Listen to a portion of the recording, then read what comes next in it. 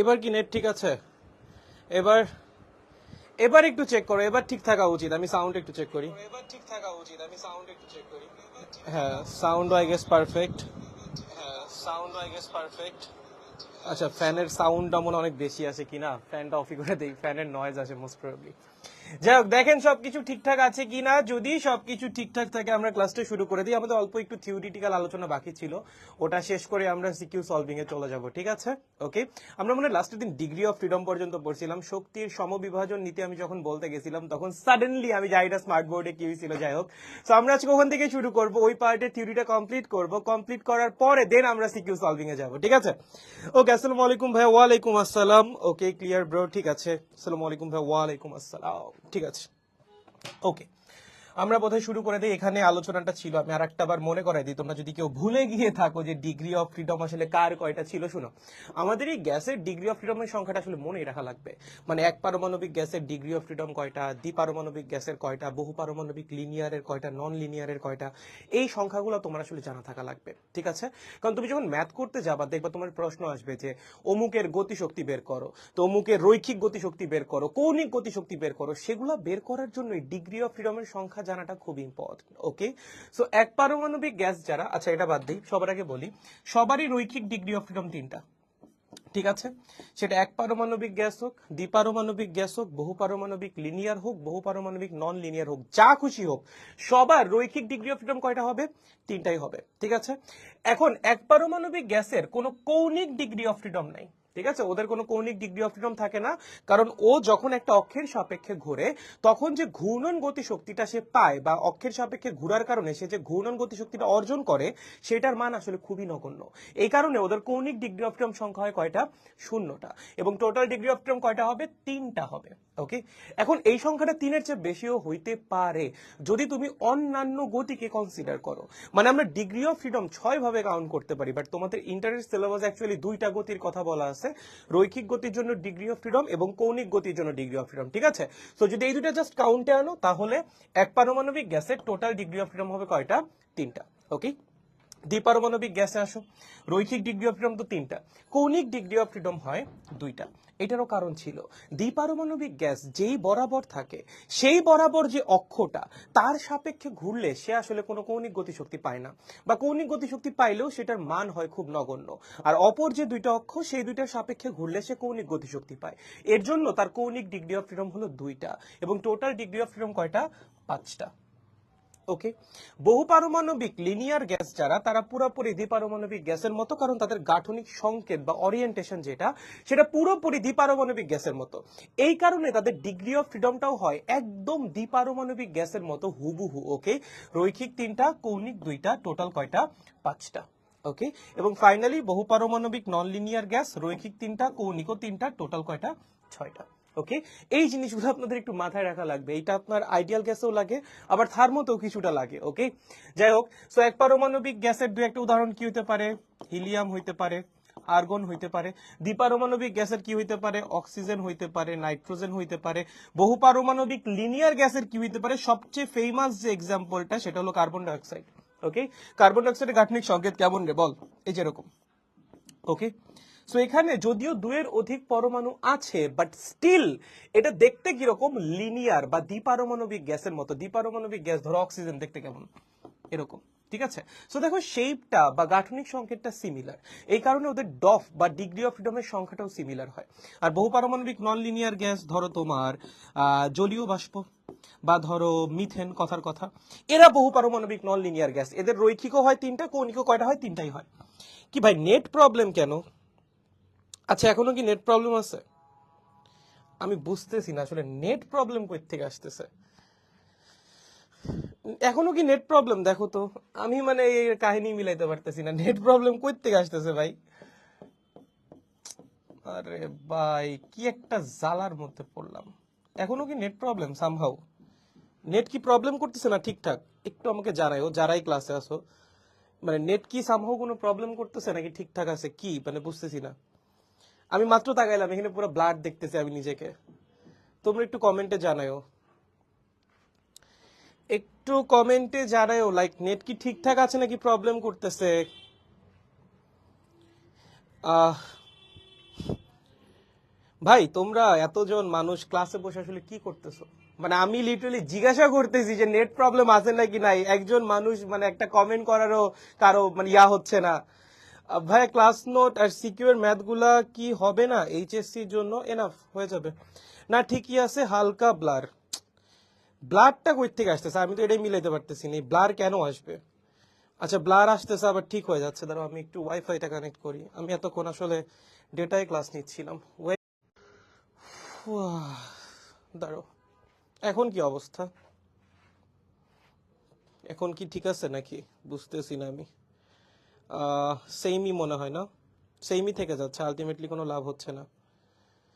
Same same same, হালকা একটু net problem থেকে যাচ্ছে। আচ্ছা আমি বোধহয় বলতে থাকি, তোমাদের কারো কোথাও বুঝতে যদি সমস্যা হয় আমাকে বইলো, ঠিক আছে? কারণ ডেটা ওয়াইফাই দুইটা দিয়েই ট্রাই করলাম, বাট স্টিল কেন সমস্যা আই ডোন্ট নো। ঠিক আছে, একটু আগেও ছিল, লাইভ কেটে লাইভেও আসলাম, আই ডোন্ট নো। ঠিক আছে, ওকে। সো ডিগ্রি অফ ফ্রিডমের এই সংখ্যাটা আমাদের একটু মাথায় রাখা লাগবে, এগুলো তেমন ইম্পর্টেন্ট কিছু না, এইটা হলো লাগবে, হ্যাঁ এটা আমাদের দরকার। শক্তির সমবিভাজন নীতি, হ্যাঁ ম্যাক্সওয়েলের শক্তির সমবিভাজন নীতি। আচ্ছা, সো শক্তির সমবিভাজন নীতির যে মেইন থিওরিটা, এটাও তোমার জানা লাগবে এবং এটা প্রয়োগ করবা কেমনে সেটাও তোমার জানতে হবে। প্রথম কথা হলো এটার মেইন থিওরিটা কি, শোনো। আদর্শ গ্যাসের টোটাল শক্তি মানে কি? তার গতি শক্তি। আদর্শ গ্যাসের যে টোটাল শক্তি সেইটা তার প্রত্যেকটা ডিগ্রি অফ ফ্রিডমের মাঝে সমান ভাগে ভাগ হবে, এবং একটা সিঙ্গেল গ্যাসের অণুর জন্য প্রত্যেকটা ডিগ্রি অফ ফ্রিডম বরাবর শক্তির পরিমাণ হবে হাফ কেটি। কি বললাম? আদর্শ গ্যাসের যে টোটাল এনার্জি, বুঝতে পারছো? এই টোটাল এনার্জি কি হবে? গ্যাসের প্রত্যেকটা ডিগ্রি অফ ফ্রিডমের মাঝে সমান ভাগে ভাগ হবে। কি হবে? প্রতিটা ডফের মাঝে সমান ভাগে ভাগ হবে।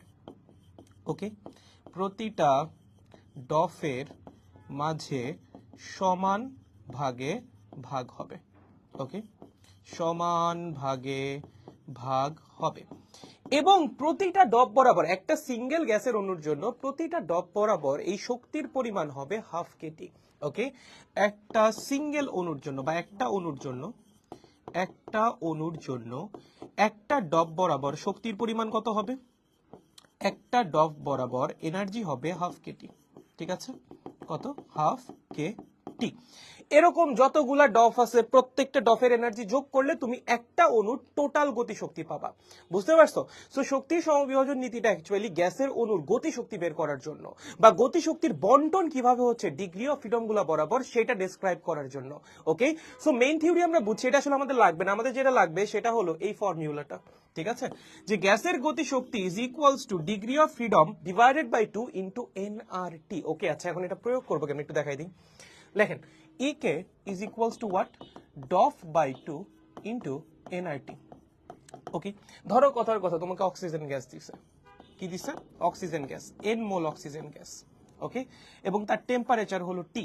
তোমাকে বলছে এন মোল অক্সিজেন গ্যাসের রৈখিক গতিশক্তি কত? কি বলছে? এন মোল অক্সিজেন গ্যাসের রৈখিক গতিশক্তি কত? লেখো, রৈখিক গতিশক্তি কত হবে? রৈখিক গতিশক্তি বলো কত হবে? যখন তুমি রৈখিক গতিশক্তি বের করবা তখন ডিগ্রি অফ ফ্রিডমের জায়গায় রৈখিক ডিগ্রি অফ ফ্রিডম বসাবা। যখন কৌণিক গতিশক্তি বের করবা তখন ডিগ্রি অফ ফ্রিডমের জায়গায় কৌণিক ডিগ্রি অফ ফ্রিডম বসাবা, এবং যখন টোটাল গতিশক্তি বের করবা তখন ডফের জায়গায় টোটাল ডফ বসাবা। সো আমরা যখন রৈখিক ডফ বের করতেছি, রৈখিক গতিশক্তি বের করতেছি, তখন কি বসাবো? অক্সিজেনের রৈখিক ডফ। ঠিক আছে, অক্সিজেনের রৈখিক ডফ কয়টা? 3টা। তাহলে ডিগ্রি অফ ফ্রিডমের জায়গায় বসবে 3। ওকে, একদম সহজ। যদি তোমাকে বলে এই অক্সিজেনের কৌণিক গতিশক্তি কত, কি বলে? অক্সিজেনের কৌণিক গতিশক্তি কত? কত হবে বলো? এখন ডফের জায়গায় কি বসাবা? কৌণিক ডফ বসাবা। অক্সিজেনের কৌণিক ডফ কয়টা? দ্বিপারমাণবিক গ্যাসের কয়টা হয় কৌণিক ডফ? 2টা। তার মানে ডফের জায়গায় বসবে 2, 2/2 nRT। এখন যদি বলে টোটাল গতিশক্তি কত, তুমি উপরের দুইটাকে যোগ করতে পারো অথবা ডফের জায়গায় টোটাল ডফ বসাইতে পারো। ঠিক আছে, একদম সহজ। Same goes for carbon dioxide. Okay, carbon ডাইঅক্সাইডের জন্য সেম, কারণ কার্বন ডাইঅক্সাইডেরও ডফ কি বলতো? একদম দ্বিপারমাণবিক গ্যাসের মতোই। সো কার্বন ডাইঅক্সাইডের জন্য তোমাকে যদি রৈখিক গতিশক্তি বের করতে বলে 3/2 এনআরটি, কৌণিক গতিশক্তি বের করতে বললে 2/2 এনআরটি, এবং টোটাল গতিশক্তি বের করতে বললে 5/2 এনআরটি। বুঝতে পারছেন? কার্বন ডাইঅক্সাইডের জন্য সেম। ওকে, বুঝতে পেরেছো? একদম সহজ। ধরো একটা এক পারমাণবিক গ্যাসের জন্য বলছে, ধরো বলছে হিলিয়ামের জন্য। কার জন্য? কার জন্য? ধর বলছে হিলিয়ামের জন্য, হিলিয়ামের জন্য। ওকে, হিলিয়ামের রৈখিক ডফ কয়টা? হিলিয়ামের রৈখিক ডফ হলো 3টা। তাহলে তোমাকে যদি হিলিয়ামের রৈখিক গতিশক্তি বের করতে বলে যে ভাইয়া হিলিয়ামের রৈখিক গতিশক্তি কত হবে, সেটা হবে 3/2 nRT। তোমাকে যদি হিলিয়ামের কৌণিক গতিশক্তি বের করতে বলে, ভাইয়া হিলিয়ামের কি কোনো কৌণিক ডফ আছে? না, হিলিয়ামের তো কোনো কৌণিক ডফই নাই। তাহলে আমার ডফের জায়গায় বসবে 0, দ্যাট মিন্স হিলিয়ামের কৌণিক গতিশক্তিও কত? 0। এবং তোমাকে যদি ফাইনালি বলে হিলিয়ামের টোটাল গতিশক্তি কত, তাহলে টোটাল গতিশক্তি হবে এই দুইটার যোগফল বা 3/2 nRT। একদম সহজ, ঠিক আছে? গ্যাসের গতিশক্তি ম্যাক্সওয়েলের সমবিভাজন নীতি থেকে বের করা একদম সহজ। ওকে, এখন প্রশ্ন হলো ভাই পরীক্ষা আসলে কি করব? ধরো পরীক্ষায় বলছে যে ভাই অক্সিজেনের গতিশক্তি কত, অনেক গাইডে লেখা ভাইয়া 3/2 nRT, অনেক গাইডে লেখা 5/2 nRT, আমি কোনটা অ্যাপ্লাই করব? তুমি এই তিনটাই বের করে দিয়ে আসবা, ঠিক আছে? পরীক্ষা যদি আসে অমুক গ্যাসের গতিশক্তি কত, তমুক গ্যাসের গতিশক্তি কত, তোমার প্রথম কাজ হলো রৈখিক গতিশক্তি বের করা, দেন কৌণিক গতিশক্তি বের করা, দেন টোটাল গতিশক্তি বের করা, ঠিক আছে? সো তুমি জাস্ট এই দুইটা লাইন এক্সট্রা করবা। ওকে, সো যখনই কোনো গ্যাসের গতিশক্তি তোমাকে বের করতে বলবে পরীক্ষার হলে, তুমি এই তিনটাই বের করে দিয়ে আসবা। রৈখিক গতিশক্তিও বের করবা, কৌণিক গতিশক্তিও বের করবা, টোটাল গতিশক্তিও বের করবা। তাহলে আর স্যার কাটার কোনো সুযোগই পাবে না। বুঝতে পারছেন? সো এইচএসসি পরীক্ষায় এইভাবে অ্যান্সার করতে হবে, এইচএসসিতে এভাবে অ্যান্সার করতে হবে। ওকে, এভাবে অ্যান্সার করতে হবে, এটা যেন না ভুল হয়। দেখেন তো, দেখেন দেখেন দেখেন, বুঝতে পারছেন কিনা? বুঝেছো বাচ্চারা? এইচএসসিতে কিন্তু এভাবে লিখতে হবে দুইটা। হ্যাঁ ঠিক আছে। এখন কোয়ালিটি আগের থেকে ভালো। হ্যাঁ আমি আসলে জানি না কেন ব্লার হচ্ছে, আই ডোন্ট নো, বাট হালকা হালকা ব্লার হয়ে আছে। যাই হোক, সমস্যা নাই, পড়াইতে থাকি না, দেখা যায়। পারবো এটা? কারো কোনো কনফিউশন নেই? তাহলে এতটুকু নিয়ে বোধ হয় না কনফিউশন আছে। এগুলো আমরা লাস্টের দিন সবই পড়ছি, ঠিক আছে? এগুলো আমাদের পড়া হয়ে গেছে। আমাদের পড়তে হবে হলো, আয় হায় কি হইলো, আচ্ছা যাই হোক, আমাদের পড়তে হবে হলো গ্যাসের, কই গেল ভাই, দাঁড়াও একটা মিনিট। আমরা পড়বো হলো, হ্যাঁ এই তো এখান থেকে, হ্যাঁ থিওরি এখান থেকে আছে। ওকে, সম্পৃক্ত বাষ্প, অসম্পৃক্ত বাষ্প এবং জলীয় বাষ্প নিয়ে পড়াশোনা। ওকে, শোনো, মানে আমি প্রথম বলি এগুলো এত বেশি কিছু লাগবে না, এখানে এত কিছু লেখা আছে, এত কিছু আসলে খুব বেশি দরকারি কিছু না, জাস্ট বইয়ের মধ্যে ছিল তার জন্য তোলা হয়েছে। আমি আসল কথা বলি, আর্দ্রতা মানে কি? বাতাসের মধ্যে জলীয় বাষ্পের উপস্থিতিকে বলে আর্দ্রতা, ঠিক আছে? এই যে আমাদের আশেপাশে বাতাস আছে, বাতাসে কি জলীয় বাষ্প আছে না? আছে তো। এই যে জলীয় বাষ্পগুলো আছে বাতাসের মধ্যে, বা বাতাসের মধ্যে জলীয় বাষ্প উপস্থিত আছে, এই জিনিসটাকে আমরা কি বলি? আর্দ্রতা বলি। ওকে, তাহলে আর্দ্রতা মানে কি? আর্দ্রতা মানে হলো বাতাসে জলীয় বাষ্পের উপস্থিতি। ওকে, বাতাসে জলীয় বাষ্পের উপস্থিতি, জলীয় বাষ্পের উপস্থিতি। ওকে, ঠিক আছে, গুড, ফাইন। এখন এখান থেকে বেশ কয়েকটা টার্ম আছে, পরম আর্দ্রতা, আপেক্ষিক আর্দ্রতা, এই জিনিসগুলা কি? এগুলা হলো বাতাসের মধ্যে আর্দ্রতা পরিমাপের বিভিন্ন সিস্টেম। যেমন ধরো পরম আর্দ্রতা মানে কি? বাতাসের মধ্যে টোটাল কতখানি জলীয় বাষ্প আছে। একটা জায়গায় আমার বাতাস আছে, সেই জায়গায় টোটাল কতখানি জলীয় বাষ্প আছে সেটা বের করাকে আমরা বলি হলো পরম আর্দ্রতা, মানে একদম অ্যাবসোলুট ভ্যালু বের করা, ঠিক আছে? আপেক্ষিক আর্দ্রতা কি? আপেক্ষিক আর্দ্রতা হলো বাতাসে উপস্থিত জলীয় বাষ্পের পরিমাণকে ওই বাতাসের ধারণ ক্ষমতার সাপেক্ষে একটা পার্সেন্টেজে প্রকাশ করা। সো এই পরম আর্দ্রতা বলো, আপেক্ষিক আর্দ্রতা বলো, এগুলো সবই কি বলতো? বাতাসের মধ্যে আর্দ্রতার পরিমাণকে বোঝানোর জন্য এক একটা সিস্টেম। ওকে, এখন বাতাস আবার হইতে পারে দুই রকম, একটা হইতে পারে সম্পৃক্ত বাতাস, আর একটা হইতে পারে অসম্পৃক্ত বাতাস। ধরো তোমার কাছে একটা রুম আছে, ঠিক আছে, বা একটা স্থান আছে, যে কোনো কিছু হইতে পারে। ধরো তোমার কাছে কি আছে, এরকম একটা স্থান আছে। ওকে, এই স্থানের ধারণ ক্ষমতা তোমাকে বলে দিছে 100 কেজি জলীয় বাষ্প, ঠিক আছে? কি বলছে এই স্থানের ধারণ ক্ষমতা কত? 100 কেজি জলীয় বাষ্প। ওকে, এখন এই স্থানটায় ধরো জলীয় বাষ্প আছে 60 কেজি, ঠিক আছে? 60 কেজি কি আছে? জলীয় বাষ্প এখানে উপস্থিত আছে। তাহলে একটা জিনিস খেয়াল করেন তো, এখানে উপস্থিত জলীয় বাষ্পের পরিমাণটা কি এখানকার ধারণ ক্ষমতার চেয়ে কম না? এখানকার বাতাস যতখানি জলীয় বাষ্প ধরে রাখতে পারে তার চেয়ে এখানকার উপস্থিত জলীয় বাষ্পের পরিমাণ কি কম না? অবশ্যই কম। যদি এরকম হয় যে কোনো একটা জায়গায় বা কোনো একটা স্থানে উপস্থিত জলীয় বাষ্পের পরিমাণটা ধারণ ক্ষমতার চেয়ে কম, তখন আমরা বলি ওই স্থানটা জলীয় বাষ্প দ্বারা অসম্পৃক্ত। ওকে, তাহলে এইটা হলো একটা জলীয় বাষ্প দ্বারা অসম্পৃক্ত স্থান বা অসম্পৃক্ত বাতাস। ঠিক আছে, অসম্পৃক্ত বায়ু। এখন এটাকে সম্পৃক্ত করা যায় কেমনে? বিভিন্ন ভাবে করা যাইতে পারে। তার মধ্যে সবচেয়ে সহজ উপায় হলো এখানে 40 কেজি জলীয় বাষ্প দেওয়া।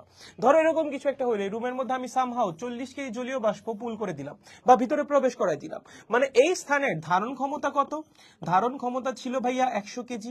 আমি যদি এখানে 40 কেজি জলীয় বাষ্প দিয়ে দিই তাহলে এখানে উপস্থিত জলীয় বাষ্পের পরিমাণ কত হবে? আগে 60 ছিল, আরো 40 দিছি, 100 কেজি হয়ে যাবে। ওকে, তাহলে ধারণ ক্ষমতাও যা, উপস্থিত জলীয় বাষ্পের পরিমাণও তাই। যদি এরকম হয় সেই ক্ষেত্রে আমরা ওই স্থানকে বলি কি? সম্পৃক্ত বায়ু বা সম্পৃক্ত স্থান। ঠিক আছে, কি দ্বারা সম্পৃক্ত? জলীয় বাষ্প দ্বারা সম্পৃক্ত। এখন এই জলীয় বাষ্পের পরিমাণটা কিছু কিছু ক্ষেত্রে ভর দ্বারা প্রকাশ করা হয়, বাট ম্যাক্সিমাম ক্ষেত্রে চাপ দ্বারা প্রকাশ করা হয়। ধরো আমি তোমারে বললাম যে এই স্থানের জলীয় বাষ্পের ধারণ ক্ষমতা, কথার কথা 100 মিলিমিটার পারদচাপের সমান। ঠিক আছে, কি বললাম যে ধারণ ক্ষমতা কত? ধারণ ক্ষমতা 100 মিলিমিটার পারদচাপের সমান। এটার মানে কি বলো? ধারণ ক্ষমতা 100 মিলিমিটার পারদচাপের সমান, এটার মানে কি বলেন? মানে কি? মানে বাতাস তো একটা নির্দিষ্ট পরিমাণ জলীয় বাষ্পকে ভাসায় রাখতে পারে। ধরো এই তোমার বাতাস, বোঝাচ্ছি, ধরো এই তোমার বাতাস, এখানে কি অসীম পরিমাণ জলীয় বাষ্প ভাইসা থাকতে পারবে? বাতাসের মধ্যে জলীয় বাষ্প কেমনে ভাইসা থাকে? উপরের দিকে প্লবতা, সান্দ্র বল এগুলা কাজ করে, তাই না? যেগুলা জলীয় বাষ্পের ওজনকে প্রশমিত করে জলীয় বাষ্পকে ভাসায় রাখে। লাইক জলীয় বাষ্পের একটা ভর আছে না? ধরো এখানে জলীয় বাষ্প ভাইসা আছে, এটা জলীয় বাষ্প, এটা জলীয় বাষ্প, এটা জলীয় বাষ্প, এটা জলীয় বাষ্প, এগুলার কি ভর আছে নাকি নাই? অবশ্যই আছে। এগুলা কি গ্র্যাভিটি নিচে টানতেছে না? টানতেছে, বাট ভাইসা আছে কেমনে? কারণ উপরের দিকে বাতাসের সান্দ্রতা কাজ করে, উপরের দিকে বাতাসের প্লবতা কাজ করে, এগুলা ওজনকে প্রশমিত করে এই জলীয় বাষ্পকে ভাসায় রাখে। এখন তুমি জলীয় বাষ্পের পরিমাণ বাড়াচ্ছ বাড়াচ্ছ বাড়াচ্ছ, বাড়াইতে থাকলে নিচের দিকে ওজনের পরিমাণটা বাড়তে থাকবে না? বাড়তে থাকবে। তো একটা নির্দিষ্ট পরিমাণের চেয়ে বেশি জলীয় বাষ্প বাতাসে কিন্তু থাকতে পারবে না। বাতাসের অবশ্যই একটা নির্দিষ্ট ধারণ ক্ষমতা আছে, ও একটা নির্দিষ্ট পরিমাণ জলীয় বাষ্পকেই ভাসায় রাখতে পারবে, তার চেয়ে বেশিকে পারবে না। ওকে, সো ধরো ও ম্যাক্সিমাম এক্স কেজি জলীয় বাষ্পকে ভাসায় রাখতে পারে। তাহলে এক্স কেজি কি? ওর ধারণ ক্ষমতা। এইটা হলো ভর দিয়ে প্রকাশ করা। এখন এই এক্স কেজি জলীয় বাষ্প ওই বাতাসে যতখানি চাপ প্রয়োগ করতেছে সেই চাপটা হলো এই যেটা, বুঝছো? যখন তুমি বলতেছো ধারণ ক্ষমতা 100 মিলিমিটার পারদচাপের সমান, দ্যাট মিন্স বাতাসে উপস্থিত জলীয় বাষ্প আমাকে এতখানি চাপ দিচ্ছে, বা আমার এই স্থানকে সম্পৃক্ত করার জন্য যতখানি জলীয় বাষ্প দরকার ততখানি জলীয় বাষ্প আসলে আমাকে 100 মিলিমিটার পারদচাপের সমান চাপ দিবে। ওকে, ধর আমি বললাম এখানে উপস্থিত জলীয় বাষ্পর পরিমাণ হলো কত? 50 মিলিমিটার পারদচাপের সমান। তার মানে কি? এখানে আছে আমার এক্স কেজি জলীয় বাষ্প, এই এক্স কেজি জলীয় বাষ্প অ্যাকচুয়ালি আমাকে 50 মিলিমিটার পারদচাপের সমান চাপ দিচ্ছে, বুঝছো? তো জলীয় বাষ্পের পরিমাণ বা ধারণ ক্ষমতা এগুলো ভরেও প্রকাশ করা থাকতে পারে, এগুলো এভাবে চাপ দিয়েও প্রকাশ করা থাকতে পারে, নর্মালি আসলে চাপ দিয়েই প্রকাশ করা থাকে। ঠিক আছে, সহজ জিনিস, পারার কথা। পারবো? শিওর? তাহলে ধারণ ক্ষমতার ব্যাপারটা বুঝছি, সম্পৃক্ত অসম্পৃক্ত এই ব্যাপারগুলো বুঝছি। ওকে, এখন আসো আপেক্ষিক আর্দ্রতা। আপেক্ষিক আর্দ্রতার কনসেপ্টটা অনেক ইজি। ঠিক আছে, আপেক্ষিক আর্দ্রতার কনসেপ্ট অনেক ইজি, বোঝাই দিচ্ছি। তোমাদের যদিও পড়াই আছে, কয়েকদিন আগেই তোমাদেরকে পড়িয়েছি। যাই হোক, ধরো তোমার কাছে একটা রুম আছে। ওকে, এই রুমের ধারণ ক্ষমতা হলো টাটা টাটা টা, ধরো কথার কথা 100 কেজি। কত? 100 কেজি। এবং এই রুমের মধ্যে ধরো জলীয় বাষ্প আছে হলো 40 কেজি। ওকে, তাহলে এই রুমের ধারণ ক্ষমতা 100 কেজি আর রুমের মধ্যে জলীয় বাষ্প আছে কতখানি? 40 কেজি। এখন তোমার প্রথম কথা মেক শিওর করতে হবে এই দুইটা জিনিস তুমি সেম টেম্পারেচারে মেজার করছো। ঠিক আছে, এই যে দুইটা জিনিস, রুমের ধারণ ক্ষমতা, কি রে ভাই, চল, রুমের ধারণ ক্ষমতা এবং উপস্থিত জলীয় বাষ্পের পরিমাণ, এই দুইটা জিনিস অবশ্যই সেম টেম্পারেচারে মেজার করতে হবে। ঠিক আছে, সেম টেম্পারেচারে মেজার করতে হবে। ডিফারেন্ট টেম্পারেচারে নিলে হবে না। আপনি যদি ধারণ ক্ষমতা 50 ডিগ্রি সেলসিয়াসে নেন, তাহলে রুমে উপস্থিত জলীয় বাষ্পের পরিমাণও 50 ডিগ্রি সেলসিয়াসে নিতে হবে। কারণ তুমি যদি ডিফারেন্ট টেম্পারেচারে যাও, ধরো কথার কথা তোমার এই যে 40 কেজি জলীয় বাষ্প এইটা আছে 20 ডিগ্রি সেলসিয়াসে, ওকে, আর ধারণ ক্ষমতা 100 কেজি, এইটা তুমি নিছো 50 ডিগ্রি সেলসিয়াসে। এই অবস্থায় যদি তুমি রিলেটিভ হিউমিডিটি বের করো, অ্যান্সার ভুল আসবে। কেন? কারণ 50 ডিগ্রি সেলসিয়াসে রুমের যে ধারণ ক্ষমতা, 20 ডিগ্রি সেলসিয়াসে কিন্তু রুমের ধারণ ক্ষমতা এটা থাকবে না, চেঞ্জ হয়ে যাবে। এর জন্য আপনার মেকশিওর করা লাগবে আপনি রুমে উপস্থিত জলীয় বাষ্পের পরিমাণ যে টেম্পারেচারে নিচ্ছেন, ধারণ ক্ষমতাও ওই সেম টেম্পারেচারেই নিতে হবে। এবং সেম টেম্পারেচারে রুমে উপস্থিত জলীয় বাষ্পের পরিমাণ আর ধারণ ক্ষমতার যে রেশিও, সেটাকে আমরা কি বলি? ওই তাপমাত্রায় ওই স্থানের আপেক্ষিক আর্দ্রতা বা রিলেটিভ হিউমিডিটি। ঠিক আছে? সো রিলেটিভ হিউমিডিটি আর এফ দ্বারা আমরা কি বুঝবো? উপরে হলো ওইখানে বা ওই স্থানে উপস্থিত জলীয় বাষ্পের পরিমাণ, বা আমরা লিখতে পারি জাস্ট উপস্থিত জলীয় বাষ্পের পরিমাণ। কি ভাইয়া? উপস্থিত জলীয় বাষ্পের পরিমাণ। ঠিক আছে, জলীয় বাষ্পের পরিমাণ। নিচে কি? নিচে হলো ধারণ ক্ষমতা বা ওই স্থানের ধারণ ক্ষমতা, মানে যে স্থানের উপস্থিত জলীয় বাষ্পের পরিমাণ তুমি উপরে বসাচ্ছ, নিচে ওই স্থানের ধারণ ক্ষমতায় বসাইতে হবে।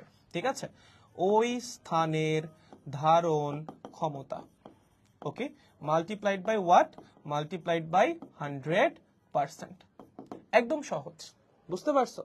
একদম মানে একদম সহজ। উপরে যাবে উপস্থিত জলীয় বাষ্পের পরিমাণ, নিচে কি আসবে? নিচে আসবে ওই স্থানের ধারণ ক্ষমতা। বুঝতে পেরেছেন? সহজ, একদম সহজ। ওকে, এখন এই রিলেটিভ হিউমিডিটি তোমার কি বের করতে দিবে পরীক্ষায়? মাঝে মধ্যে দিবে, but most of the cases তোমাকে ডিরেক্ট রিলেটিভ হিউমিডিটি বের করতে দিবে না। তোমাকে বলবে যে এই স্থানে উপস্থিত জলীয় বাষ্প এত বা ধারণ ক্ষমতা এত, দিয়া বলবে এই স্থানটা তোমার জন্য কি আরামদায়ক মনে হবে, নাকি মানে প্যারাদায়ক মনে হবে, নাকি অস্বস্তি বোধ হবে, মানে কিরকম লাগবে ওই স্থানের ওয়েদারটা তোমার কাছে। কোন একটা জায়গার ওয়েদার সেই জায়গার রিলেটিভ হিউমিডিটি দিয়ে খুব সুন্দর মতো জাজ করা যায়। যেমন ধরে রিলেটিভ হিউমিডিটির মান যদি মোটামুটি 40% থেকে 60%-এর মধ্যে থাকে, তখন আমরা বলি ওই স্থানের ওয়েদারটা কেমন? আরামদায়ক। ঠিক আছে, রিলেটিভ হিউমিডিটি যদি গ্রেটার দ্যান 60% হয়ে যায়, তখন আমরা বলি ওই স্থানের ওয়েদারটা কি? অস্বস্তিকর। কি? অস্বস্তিকর। এবং রিলেটিভ হিউমিডিটি যদি 40%-এরও নিচে নেমে আসে, মানে অনেক কমে যায়, রিলেটিভ হিউমিডিটি যদি 40%-এর চেয়েও কমে যায়, তখন আমাদের ত্বক শুষ্ক হয়ে যায় বা ত্বক ফেটে যায়, কারণ ত্বক থেকে তখন পানি বের হয় জলীয় বাষ্প আকারে। ত্বক শুষ্ক হয় বা কি হয়? ফেটে যায়। ঠিক আছে, একদম সহজ।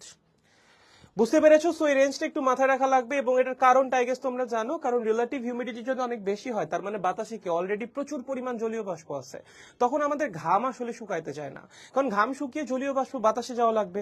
সো বাতাসে যদি এক্সিস্টিং অলরেডি অনেক পরিমাণ জলীয় বাষ্প থাকে, বাতাস তখন জলীয় বাষ্প গ্রহণ করতে চায় না, এবং তখন ঘাম দ্রুত শুকায় না, এবং এর জন্য ওয়েদারটা আমাদের কাছে কি লাগে? অস্বস্তিকর লাগে। ঠিক আছে, এর জন্য রিলেটিভ হিউমিডিটি 60%-এর চেয়ে বেশি গেলে অস্বস্তিকর। আর যদি রিলেটিভ হিউমিডিটি 40%-এর চেয়ে কম হয়, তখন কি কাহিনী? দেখো, যখন রিলেটিভ হিউমিডিটি অনেক কম, তখন কিন্তু বাতাসের মধ্যে জলীয় বাষ্পের চাহিদা অনেক বেশি। সো বাতাস তখন যেখান থেকে পারে জলীয় বাষ্প নিয়ে নেয়। তখন দেখা যায় আমাদের ত্বক থেকে পানি বাষ্পীভূত হয়ে পরিবেশে চলে যায়, আর ত্বক তখন পানির অভাবে শুষ্ক হয়ে যায়, বা ওই যে ত্বক ফেটে যায়। ঠিক আছে, এই জিনিসটা হয় শীতকালে। এটা কখন হয়? এটা হয় শীতকালে। ওকে, এবং রিলেটিভ হিউমিডিটি অনেক বেশি থাকে বর্ষাকালে। ওকে, সেগুলো একটু মাথায় রেখো, পরীক্ষার মধ্যে চলে আসতে পারে, সিকিউ এর মধ্যে থাকতে পারে। ওকে, তাহলে রিলেটিভ হিউমিডিটি সবচেয়ে কম কখন? শীতকালে। আর সবচেয়ে বেশি হবে কখন বলতো? বর্ষাকালে। ওকে, সো এই জিনিসগুলো একটু মাথায় রাখা লাগবে। দেখেন এতটুকু বুঝছেন কিনা? তাহলে আমরা একটু শিশিরাঙ্কের দিকে যাব। এগুলো আপনাদের সবই পড়া, জাস্ট আরেকটা বার আলোচনা করা। দেখো, অনেকদিন পর থরে আসলাম। ঠিক আছে, আচ্ছা, নেট কি আসলে এখনো প্রবলেম করেই যাচ্ছে না? নেট প্রবলেমটা আসলে ফিক্সই করতে পারলাম না, মানে বুঝলামই না আজকে কাহিনী কি হলো নেটের, মানে আমি লিটারালি আই ডোন্ট নো। ঠিক আছে, নেটের কাহিনী সম্পর্কে আই হ্যাভ নো আইডিয়া আজকে কি হয়েছে। দেখো দেখো দেখো দেখো দেখো দেখো, বুঝেছো কিনা একটু জানাও ভাই, যারা এই ক্লাসে আসো, কেউ কিছুই বলো না। ক্লিয়ার? আচ্ছা ঠিক আছে, ওকে। বাকিরা ক্লিয়ার? ওকে, নাইস। ঠিক আছে, আমরা বোধহয় সামনে আগাই। তাহলে এইটা ছিল হলো আমাদের আপেক্ষিক আর্দ্রতা নিয়ে আলোচনা, বেসিক আলোচনা। এখন আমরা একটু পড়াশোনা করব শিশিরাঙ্ক নিয়ে। ঠিক আছে, কি নিয়ে পড়াশোনা করব? শিশিরাঙ্ক। ওকে, এই কনসেপ্টটা অনেক ইজি ছিল ইফ ইউ গাইস রিমেম্বার। শিশিরাঙ্কের ব্যাপারটা কি ছিল, ধরো তোমার এই হলো রুম, ওকে, এই রুমের ধারণ ক্ষমতা হলো টাটা 100 কেজি, ওকে, ধারণ ক্ষমতা হলো 100 কেজি, এবং এই রুমের মধ্যে উপস্থিত জলীয় বাষ্প আছে কত, 60 কেজি। ওকে, এখন আমি তোমাকে বললাম এই রুমটাকে জলীয় বাষ্প দ্বারা সম্পৃক্ত করো। তোমার কাছে দুইটা উপায় আছে, একটা হলো বাইরে থেকে 40 কেজি জলীয় বাষ্প দেওয়া, ওকে, তাহলে রুমের ধারণ ক্ষমতা হয়ে যাবে 100 কেজি এবং রুমে উপস্থিত জলীয় বাষ্পের পরিমাণও হয়ে যাবে 100 কেজি। আলটিমেটলি রুমটা জলীয় বাষ্প দ্বারা সম্পৃক্ত হয়ে যাবে। আরেকটা উপায় হলো রুমের ধারণ ক্ষমতা কমানো, ঠিক আছে। সো এইটাই হলো শিশিরাঙ্কের উপায়। আমরা এখানে যেটা করব সেটা হলো ধারণ ক্ষমতা কমাবো। আমি একবার লিখে দিই, তোমরা বুঝে যাবে আই হোপ। ধারণ ক্ষমতা কমাবো, কমিয়ে কত বানাবো, রুমে উপস্থিত জলীয় বাষ্পের পরিমাণের সমান বানাবো। মানে রুমে যতখানি জলীয় বাষ্প অলরেডি আছে, মানে আমরা বাইরে থেকে এখানে কোনো জলীয় বাষ্প অ্যাড করব না। আগে যেমন যেটা করতাম সম্পৃক্ত করার জন্য আমরা বাইরে থেকে জলীয় বাষ্প অ্যাড করতাম, বাট এখানে না ভিতর থেকে কোনো জলীয় বাষ্প বাইরে যাবে, না বাইরে থেকে কোনো জলীয় বাষ্প ভিতরে আসবে। ভিতরে আমার জলীয় বাষ্পের পরিমাণ যেটা ছিল সেটাই থাকবে, ওকে, এইটা চেঞ্জ হবে না, এটা চেঞ্জ হবে না। রুমে উপস্থিত জলীয় বাষ্পের পরিমাণ চেঞ্জ হবে না। রুমে আগেও যতখানি জলীয় বাষ্প ছিল এখনো ঠিক ততখানি জলীয় বাষ্প থাকবে, ঠিক আছে। সো এটা একটু লিখে রাখেন যে রুমে উপস্থিত জলীয় বাষ্পের পরিমাণ কিন্তু চেঞ্জ হবে না। চেঞ্জ হবে কে, চেঞ্জ হবে ধারণ ক্ষমতা। তার মানে আমরা কি করব, ধারণ ক্ষমতা কমাবো, কমিয়ে কত বানাবো, রুমে উপস্থিত জলীয় বাষ্পের পরিমাণের সমান বানাবো, ঠিক আছে। কমিয়ে কত বানাবো, রুমে উপস্থিত জলীয় বাষ্পের পরিমাণের সমান বানাবো, ঠিক আছে। জলীয় বাষ্পের পরিমাণের সমান বানাবো, পরিমাণের সমান। যদি এটা বানাই তাহলে কি হবে, চিন্তা করো, তোমার রুমে জলীয় বাষ্প আছে 60 কেজি, তুমি ধারণ ক্ষমতা কমাইছো, কমায় কত বানাইছো, 100 থেকে 60 বানাইছো, মানে রুমে যতখানি জলীয় বাষ্প আছে তার সমান বানাইছো। তাহলে এখন ধারণ ক্ষমতাও 60 কেজি, রুমে যতখানি জলীয় বাষ্প আছে সেটাও 60 কেজি, তার মানে কি ধারণ ক্ষমতা রুমে উপস্থিত জলীয় বাষ্পের পরিমাণ সমান হয়ে যাচ্ছে না, যাচ্ছে কিন্তু। তার মানে রুমটা এখন কি হয়ে গেছে, রুমটা সম্পৃক্ত হয়ে গেছে। রুমটা কি হইছে, রুমটা বা ওই স্থানটা কি হইছে, সম্পৃক্ত, সম্পৃক্ত হয়ে গেছে, ঠিক আছে। এবং যেই তাপমাত্রা এই কাহিনীটা ঘটবে সেটাকেই আমরা বলি শিশিরাঙ্কের তাপমাত্রা, ঠিক আছে। যে তাপমাত্রায় এই কাহিনী ঘটবে সেটাই শিশিরাঙ্কের তাপমাত্রা। যে তাপমাত্রায় কি ঘটবে, এই কাহিনী বা এই জিনিস ঘটবে, এটা ঘটবে, সেটাই কি শিশিরাঙ্কের তাপমাত্রা, সেটাই শিশিরাঙ্কের তাপমাত্রা বা শিশিরাঙ্ক। ওকে, খুবই সহজ। ওকে, তাহলে কনসেপ্টটা কিরকম, যে আমার রুমে যতখানি জলীয় বাষ্প আছে ততখানি থাকবে, রুমে উপস্থিত জলীয় বাষ্পের পরিমাণে কোনো চেঞ্জ আসবে না। চেঞ্জ হবে কি, ধারণ ক্ষমতা। আমরা ধারণ ক্ষমতা এমন ভাবে কমাবো যেন ধারণ ক্ষমতা কমে রুমে উপস্থিত জলীয় বাষ্পের পরিমাণের সমান হয়, এবং আলটিমেটলি রুমেও আগে থেকে যতখানি জলীয় বাষ্প ছিল ততখানি দিয়েই সম্পৃক্ত হয়ে যায়। যেই তাপমাত্রা এই কাহিনীটা ঘটবে সেটাকে আমরা কি বলি, শিশিরাঙ্ক বা শিশিরাঙ্কের তাপমাত্রা।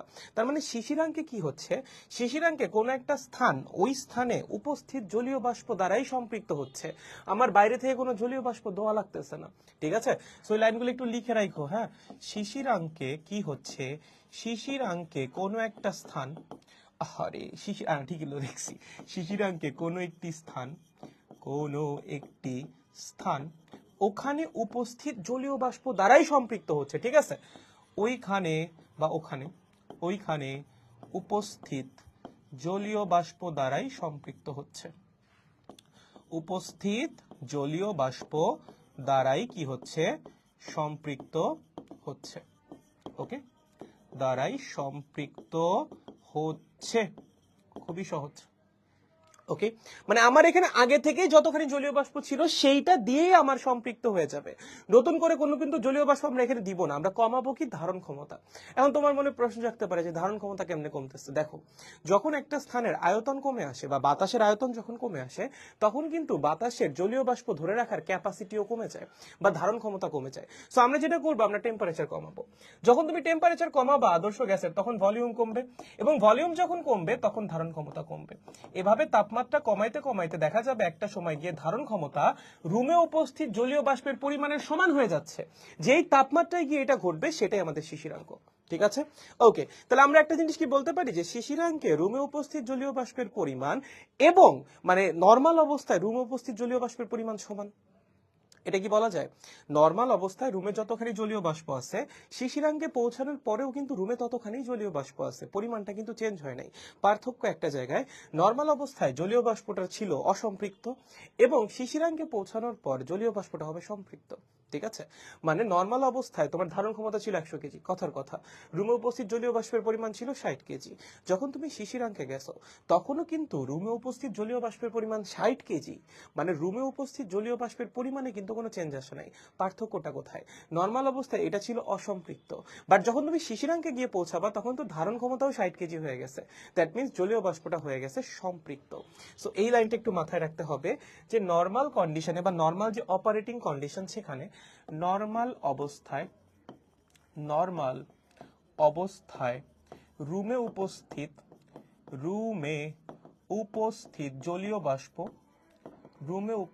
জলীয় বাষ্প ইজ ইকুয়ালস টু হোয়াট?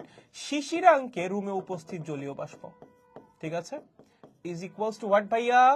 শিশিরাঙ্কে রুমে উপস্থিত জলীয় বাষ্প, কারণ রুমে উপস্থিত জলীয় বাষ্পের পরিমাণ চেঞ্জই হবে না, সেম থাকবে। ঠিক আছে, শিশিরাঙ্কে রুমে উপস্থিত জলীয় বাষ্প, ওকে, উপস্থিত জলীয় বাষ্প। পার্থক্যটা কোথায় হবে বলো?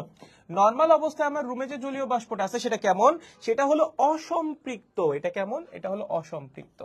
ঠিক আছে, কিন্তু শিশিরাঙ্কে গিয়ে যেটা হবে সেটা কিন্তু সম্পৃক্ত, কারণ শিশিরাঙ্কে আমরা পৌঁছাচ্ছি কখন?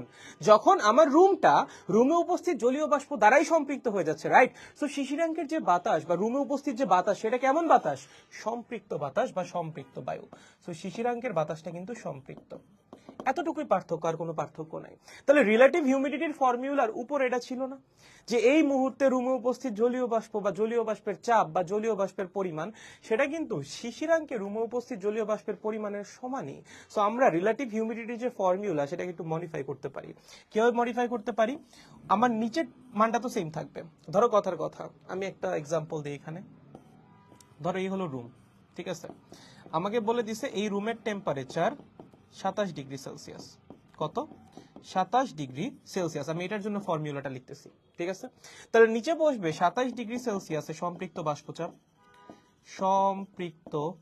বাষ্পচাপ বা ধারণ ক্ষমতা, একই কথা, বাকি ধারণ ক্ষমতা সম্পৃক্ত বাষ্পচাপ কিন্তু একই কথা। ঠিক আছে, এবং উপরে কি বসবে?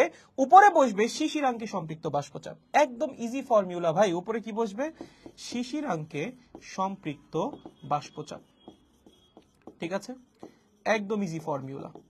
এই একটা ফর্মুলাই তোমার সবচেয়ে বেশি লাগবে রিলেটিভ হিউমিডিটি। ঠিক আছে, এই ফর্মুলাটা তোমার সবচেয়ে বেশি লাগবে। উপরে বসবে শিশিরাঙ্কে সম্পৃক্ত বাষ্পচাপ, কারণ শিশিরাঙ্কে সম্পৃক্ত বাষ্পচাপ যা, নরমাল অবস্থায় রুমে উপস্থিত জলীয় বাষ্পের পরিমাণও তাই। ঠিক আছে, তাহলে উপরে শিশিরাঙ্কে সম্পৃক্ত বাষ্পচাপ এবং নিচে কি? রুমের এখনকার যে এক্সিস্টিং টেম্পারেচার, সেই এক্সিস্টিং টেম্পারেচারে রুমের সম্পৃক্ত বাষ্পচাপ বা ধারণ ক্ষমতা। ঠিক আছে, সো এই ফর্মুলাটা ইম্পর্টেন্ট, এটা আমাদের লাগবে।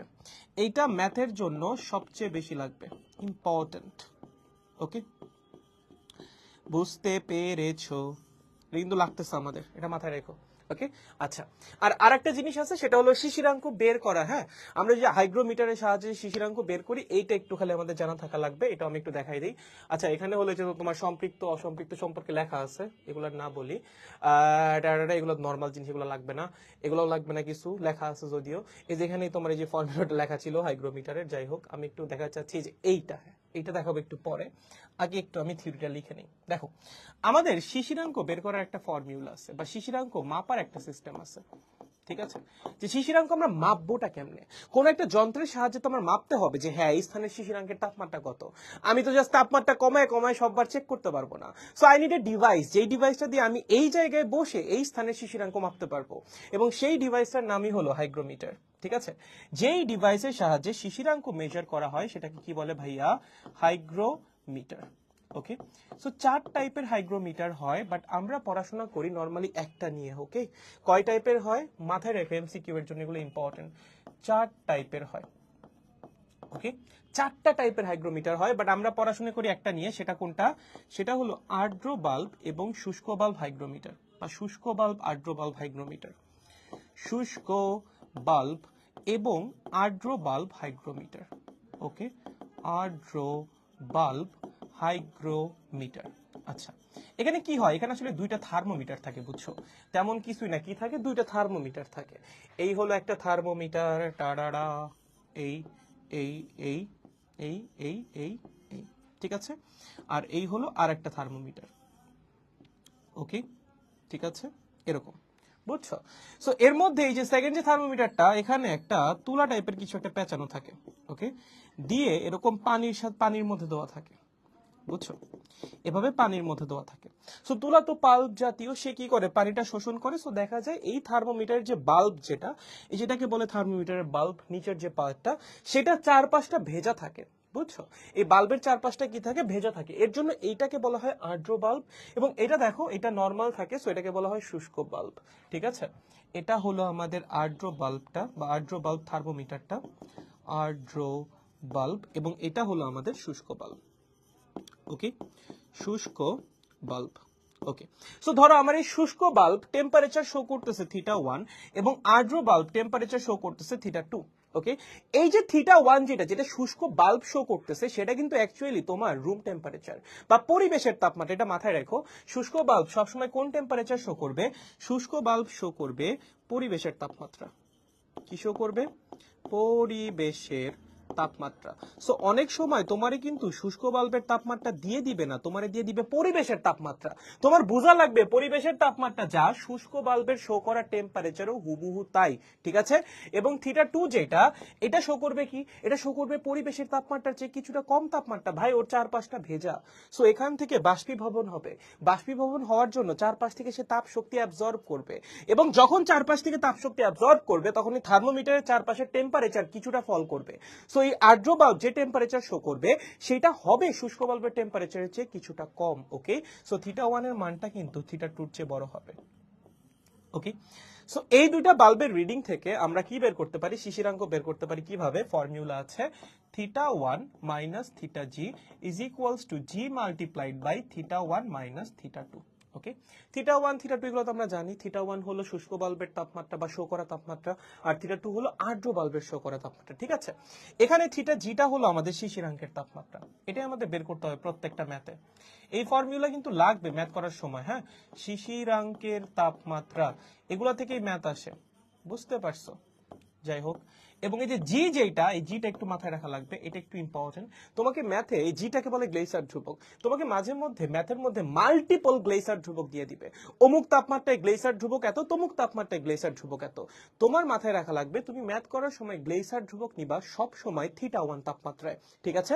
সো জিটা অ্যাকচুয়ালি কি? জি হলো θ1 বা শুষ্ক বাল্বের তাপমাত্রায়, θ1 তাপমাত্রায় গ্লেসার ধ্রুবক। এটা যেন ভুল না হয়, ঠিক আছে? θ1 তাপমাত্রায় কি ভাইয়া? গ্লেসার ধ্রুবক, বুঝছো?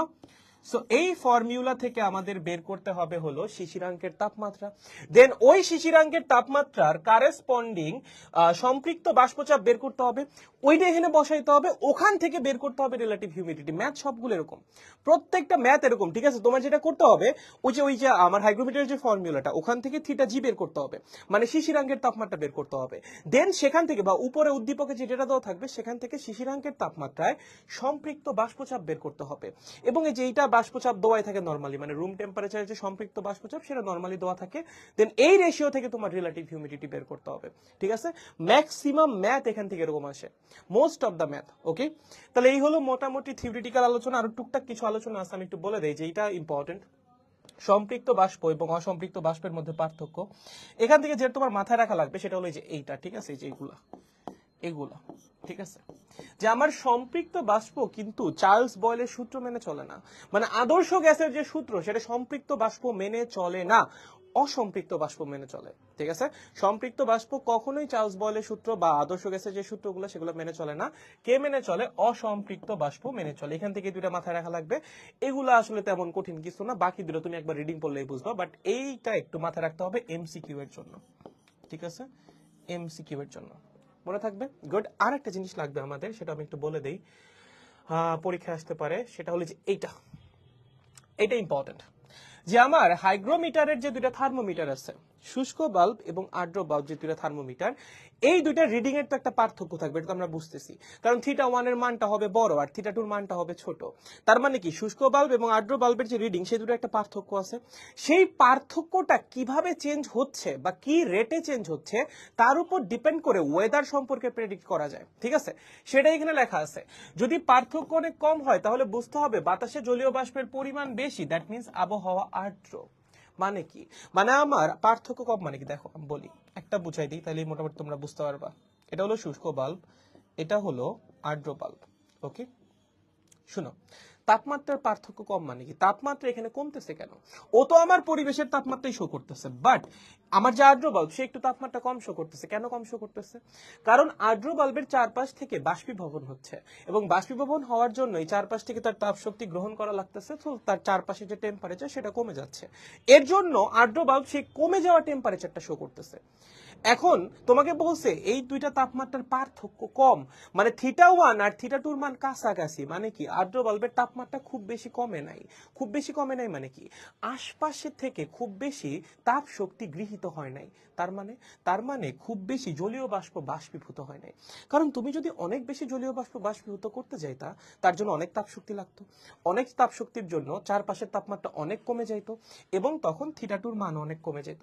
বাট θ2 মান খুব বেশি কমে নাই, মানে আশপাশ থেকে খুব বেশি জলীয় বাষ্প বাষ্পীভূত হয় নাই। কখন হবে না? কখন খুব বেশি জলীয় বাষ্প বাষ্পীভূত হয় না বা হতে চায় না? যখন বাতাস নিচে জলীয় বাষ্প গ্রহণ করতে যায় না। বাতাসের যদি আপেক্ষিক আর্দ্রতার মান অনেক বেশি থাকে, বা বাতাসে যদি আগে থেকেই প্রচুর পরিমাণ জলীয় বাষ্প থাকে, তখন বাতাস নতুন করে খুব বেশি জলীয় বাষ্প নিতে চায় না। এবং যদি বাতাস খুব বেশি জলীয় বাষ্প নিতে না চায়, তখন এখান থেকে খুব বেশি বাষ্পীভবন হবে না। খুব বেশি বাষ্পীভবন না হইলে এখানকার তাপমাত্রা খুব বেশি ফল করবে না। দ্যাট মিন্স এই দুইটার তাপমাত্রা হবে কাছাকাছি বা পার্থক্যটা হবে কম। বুঝছো? সো এটা হলো এক নাম্বারটা। এরকম আরো কয়েকটা লেখা আছে, যদি বেশি হয় তাহলে বুঝতে হবে বাতাসে জলীয় বাষ্পের পরিমাণ কম বা আবহাওয়া শুষ্ক থাকবে। এটা তো খুব সহজ। তারপর ধীরে ধীরে যদি কমতে থাকে তাহলে বুঝতে হবে বাতাসে জলীয় বাষ্পের পরিমাণ ধীরে ধীরে বাড়ছে, মানে কি বৃষ্টি হওয়ার সম্ভাবনা আছে। মানে এই যে পার্থক্যটা, এটা ধীরে ধীরে কমতেছে, ঠিক আছে? তার মানে কি বাতাসে আস্তে আস্তে জলীয় বাষ্প আসতেছে, তার মানে এখানে বৃষ্টি হইতে পারে। যদি ধীরে ধীরে বাড়ে, বা যে ধীরে ধীরে মানে বাড়ে না, তো আসলে পার্থক্যটা কমে আর কি। এইটার তাপমাত্রা বাড়া মানে কি ধীরে ধীরে পার্থক্য কমা, ঠিক আছে? এটা তো এখানে ফিক্সড হয়ে আছে। এটা তাপমাত্রা ধীরে ধীরে বাড়তেছে, মানে কি পার্থক্য ধীরে ধীরে কমতেছে, ঠিক আছে? যদি এরকম হয় তাহলে আমরা কি বুঝবো, যে এখানে আসলে বৃষ্টি হওয়ার সম্ভাবনা আছে, কারণ বাতাসে জলীয় বাষ্পের পরিমাণ বেড়ে যাচ্ছে। এবং যদি এমন হয় যে হঠাৎ করে কমে, তাহলে বুঝতে হবে এখানে ঝড় হওয়ার সম্ভাবনা আছে। এটা অ্যাকচুয়ালি ঝড়, ঠিক আছে? এটা অ্যাকচুয়ালি ঝড়ের জন্য। বুঝছো? যে আমার পার্থক্য যদি হঠাৎ করে কমে যায়, সাডেনলি আমার অনেক পরিমাণ জলীয় বাষ্প চলে আসছে, তখন হলো ঝড় হওয়ার সম্ভাবনা। আর যদি ধীরে ধীরে কমতে থাকে পার্থক্যটা, তখন হলো বৃষ্টি হওয়ার সম্ভাবনা, ঠিক আছে? আর যদি শূন্য হয় পার্থক্য, তাহলে বুঝতে হবে বাতাসটা জলীয় বাষ্প দ্বারা সম্পৃক্ত, মানে বাতাস কোন রকম জলীয় বাষ্প রিসিভই করতেছে না, ঠিক আছে? তখন এখান থেকে জলীয় বাষ্প বাষ্পীভবন হওয়ার কোনো সম্ভাবনা নাই। যদি জলীয় বাষ্প বাষ্পীভবন না হয়, তাহলে এখানে তাপমাত্রা ফল করারও কোনো সম্ভাবনা নাই, θ1 এবং θ2 সমান হবে। ওকে, সো এই যেখানে যে 5টা লাইন লেখা আছে, এই 5টা লাইন থেকে যে কোনো একটা বোর্ড এমসিকিউ চলে আসবে। দেখো, বললাম এখানে 5টা লাইন লেখা আছে, একটু পড়ো ভালো মতো, যে কোনো একটা চলে আসবে। ওকে, দেখো পারবা কিনা, দেখো দেখো দেখো দেখো দেখো দেখো বুঝছো কিনা কাহিনী, বুঝছো? এটা ইম্পর্টেন্ট, বারবার বলতেছি যে এটা ইম্পর্টেন্ট, এবং এর মাধ্যমে আমাদের থিওরিটিক্যাল আলোচনা শেষ। থিওরিটিক্যাল আর কোনো আলোচনা নাই হোপফুলি এখানে, ঠিক আছে? আইডিয়াল গ্যাস পড়াচ্ছেন দাদা, বুঝছি, ঠিক আছে। ওকে, বাকিদের কি অবস্থা? বাকিরা আজকে নেট এত প্রবলেম করতেছে ভাই, মানে আমি না নেটের প্রবলেমে জাস্ট বিরক্ত, বুঝছিস? আমি আজকে সিকিউরটা করার চাচ্ছি না নেট এইভাবে নিয়ে। আমি দেখি যদি মানে রাতের বেলায় যদি আবার একটু মন চায়, রাতের বেলায় এসে আবার একটু সিকিউ করা যাবো নি, হ্যাঁ? কারণ এখন নেটের অবস্থা খুব খারাপ।